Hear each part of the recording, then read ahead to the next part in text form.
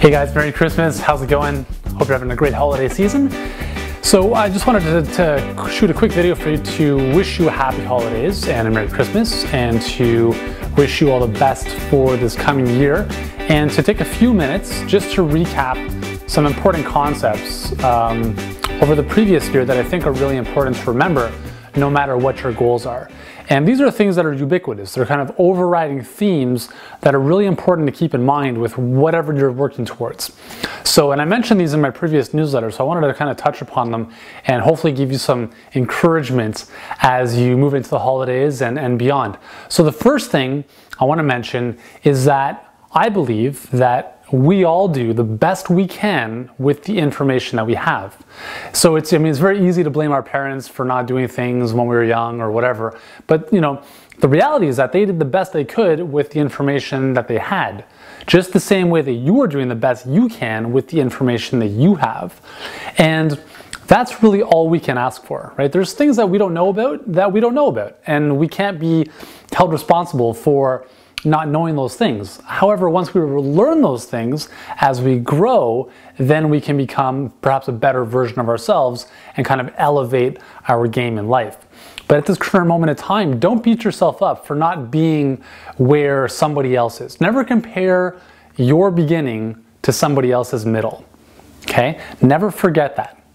So remember, you're always trying to do the best you can with the information that you have access to, okay? So always give yourself a little pat on the back, a high five, applaud yourself for the work that you're doing, because you want to build on those successes. And that leads me to my second point, which is it's very important to acknowledge your little and big successes and not focus so much on the shortcomings. So as you look back over this previous year, what are some areas of your life? Actually, if you just did this exercise, if you took 1 hour out of your life over the next week before the new year hits and wrote down as many pages as possible, if you just wrote down every single success you had in 2014, it is like juice that's going to just amp up your self-confidence meter. And what's really interesting about doing this exercise is that at first you'll be like, what successes did I have? And you're going to think about, well, getting up in the morning and brushing my teeth every single day, that wasn't a big success. But what you're going to realize is that by doing these things and kind of noting them down, whether it's something like making a green juice 3 times a week, or working out 3 times a week, or taking your dogs for a walk every single day, those are all successes. Anything that's going to reinforce better behavior, these are things that you want to write down. So, recently I decided that after years and years and years of struggling with this, I decided, you know what? Enough is enough. I'm going to wake up at 5 a.m. every single day, Monday through Sunday, no matter what, unless I go to bed at 1 in the morning for whatever reason, that I'll be getting up early every single day and spending 2 hours writing. So I'm working on my next book, and when that's done, I will work on the next thing that I have to work on. But the most important thing I need to do in that day, I get done first thing in the morning. And every single day I acknowledge that, because that is such a huge success for me. If I did nothing else but those 2 hours of work, my day would be amazing. So I want you to do the same thing. I mean, you can get up at 5 in the morning if you want, but the idea here is to acknowledge those successes, because they really do matter, and they're going to build your confidence, and they're going to build your momentum moving into 2015 and beyond. So the next one I want to talk about is this really cool concept that I learned from my coach Dan Sullivan from Strategic Coach, which is the 4 C's. And the 4 C's start with the first C, which is commitment. When you commit to something, you're in. Okay? So that might be, okay, this new year I'm going to start to lose weight. I'm going to commit to losing weight. Well, the second C is courage. In order to make that commitment a reality, it requires courage in the form of action, and maybe taking some risks in the sense of doing things that you might not be used to doing, right? A little bit uncomfortable for you. But the cool thing is, on the flip side of courage comes capability and confidence.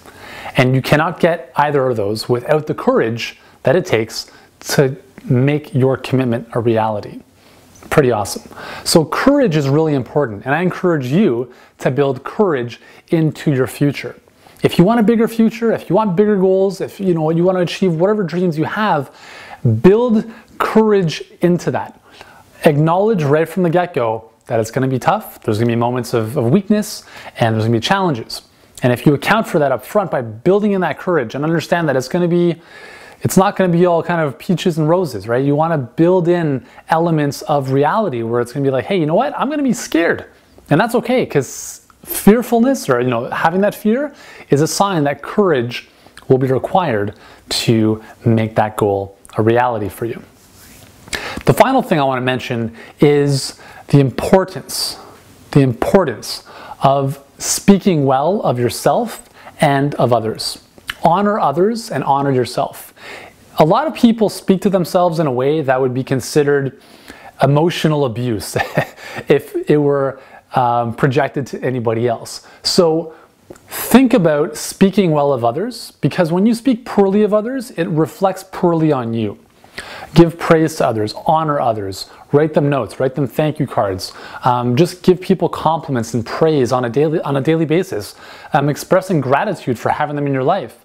All of these things make you a more whole, more confident, more well-respected person. When people, this is commonly seen in politics, right? A lot of politicians' platforms are built on destroying the other candidate's platform.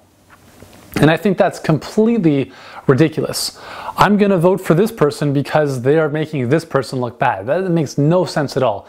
In fact, this happened in an election in Toronto, a small municipality, where there was this local, person running for mayor, for local MP or mayor in our town, and her whole campaign was built on making this other individual look terrible.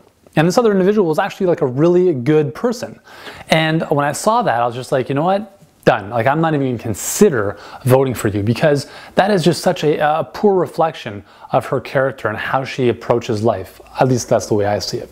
So as you move forward into 2015 and beyond, is thinking about honoring yourself on a daily basis, treating yourself well, speaking well of yourself. Never say to yourself, even internally, I'm so stupid. What I did was so stupid. Oh, I can never do that. Don't talk like that. Think and speak what you want to become. If you want to be a more confident, happy person, you need to speak to yourself in that manner. And the same for other people. Speak well of others. Don't take them down. Build other people up, and you will rise with them. Right? The rising tide floats all boats. So speak well of others, speak well of yourself, acknowledge your small successes, and a bunch of the other stuff we just talked about in this video.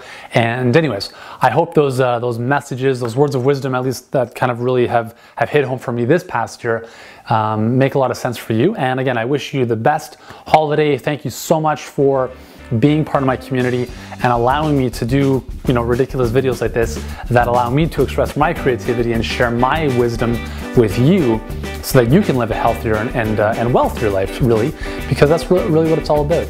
So and by wealth I mean just kind of richness and happiness and health and all that. I'm not talking about financial necessarily. So anyways, happy holidays. I hope you have an amazing Christmas or Hanukkah or anything else, and I look forward to making 2015 with you your best year ever.